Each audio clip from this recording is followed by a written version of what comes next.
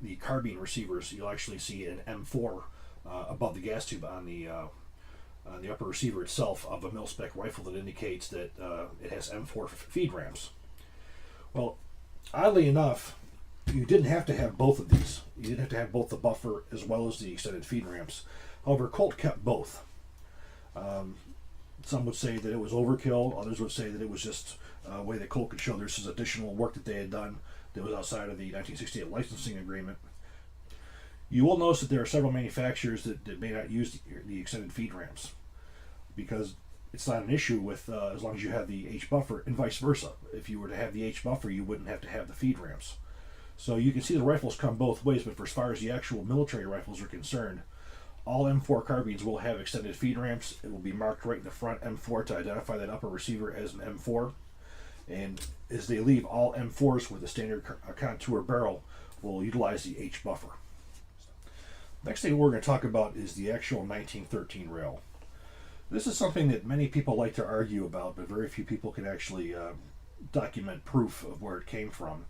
And I'm going to tell you from the proof that I've seen, which has been pretty substantial, of where it came from. This was first available on the M4 carbine around the 1995 time period.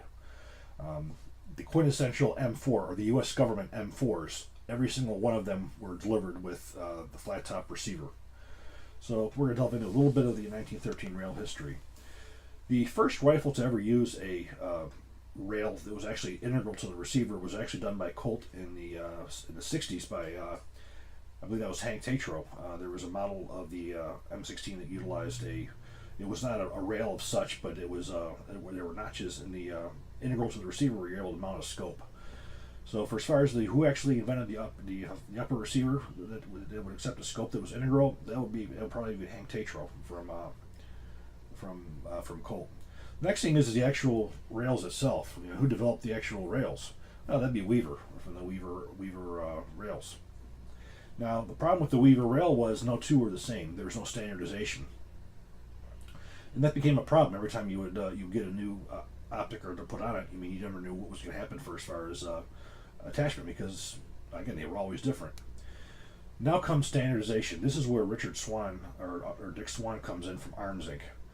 He was the actual, if you want to say, designer of the finalized 1913 rail. If you look at the finalized dimensions of the dovetails and the stop notches, the actual mill standard 1913 rail dimensions, the standardization, which is what we know today as a mill standard 1913 rail, came from Arms and came from Dick Swan. This information was corroborated in several ways. First off, there was actually a Colt drawing that had his signatures on it with all of the dimensions that he had placed on it. Also, he had documentation from non-disclosure agreements. Now, believe it or not, the first military to actually issue flat-top upper receivers was not the U.S., it was Canada with the C7A1 and the C8A1. It had an integral rail, but it was not the mill standard 1913. They actually had their own Weaver-type rail that Dick Swan was also responsible for prior to the 1913 rail.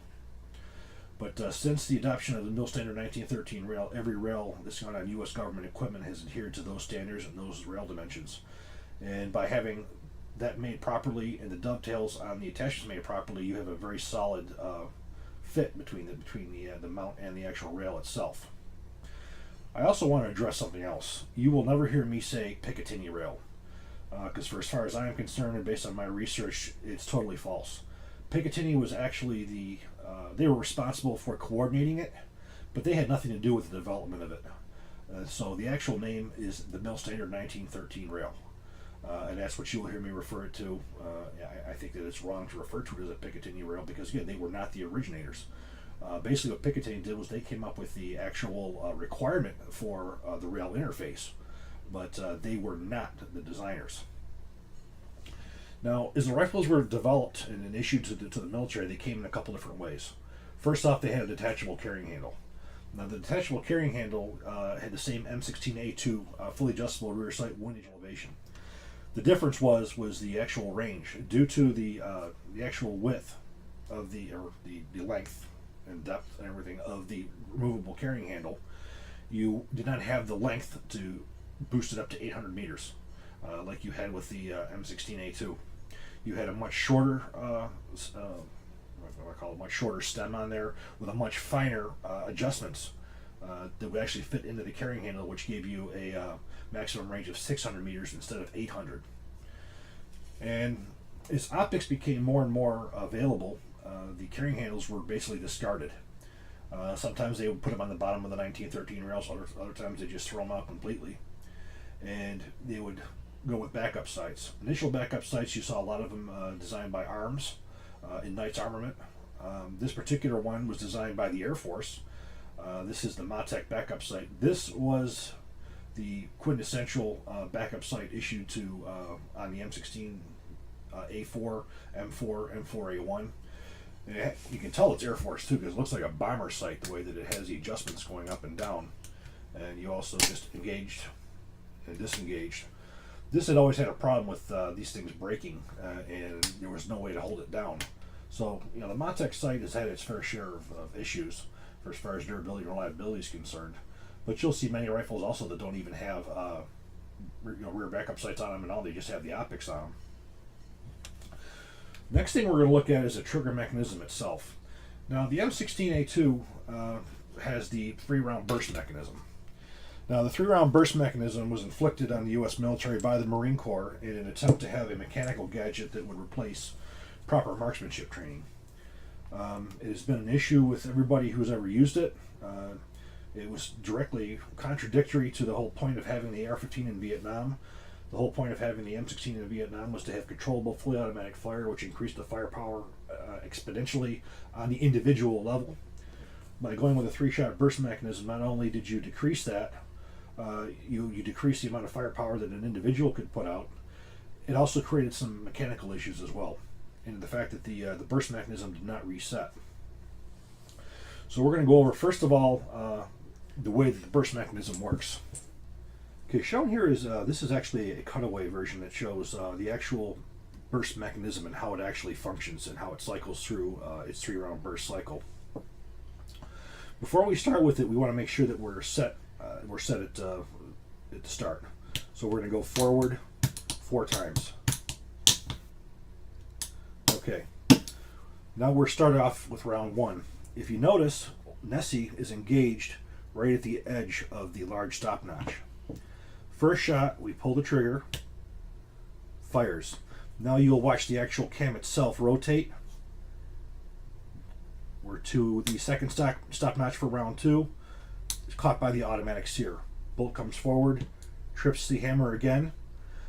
We watch again. We'll see how it goes to the second stopnotch, shell notch. It's engaged by the automatic sear again. Now we fire round 3. Fires. Now it goes all the way back into the deep notch, where now both disconnectors will engage, and now it stops the actual cycle. So when the trigger is pulled, the bolt carrier goes forward, it's held. It's now ready for the next full burst cycle. The problem with this burst setting is it's not recyclable. So say you're interrupted right now, the bolt locks open to the rear because the magazine's empty. So you've now interrupted the burst cycle. So as the trigger is released, it remains in this condition here.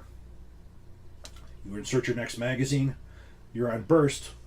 You would expect to have 3 rounds. You are not going to have 3 rounds. You're going to have what's remaining in that cycle. So you're only going to have one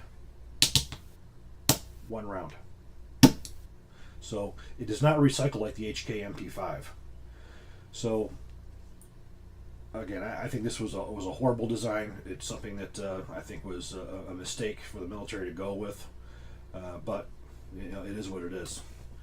Now, what specifically about the M4? If you notice, we have 2 different hammers here. We have a black burst cam and we have a nickel-plated one. This one here is for the M16A4. The M16A4 has a lower cycle rate, so you have these more shallow notches here. That's all that's necessary for it to function in a 20-inch barrel. The M4, again, you have different dynamics. You have a much higher rate of fire, higher bolt velocities. When using the standard rifle cam, they had found what they refer to as non-conforming burst, or instead of it stopping on the stop notch, you would get an extra shot, and you would have these issues. So what they did was the stop notches they made much deeper. So when Nessie would engage that, they would engage it much deeper, and that prevented having non-conforming burst or 4 shots instead of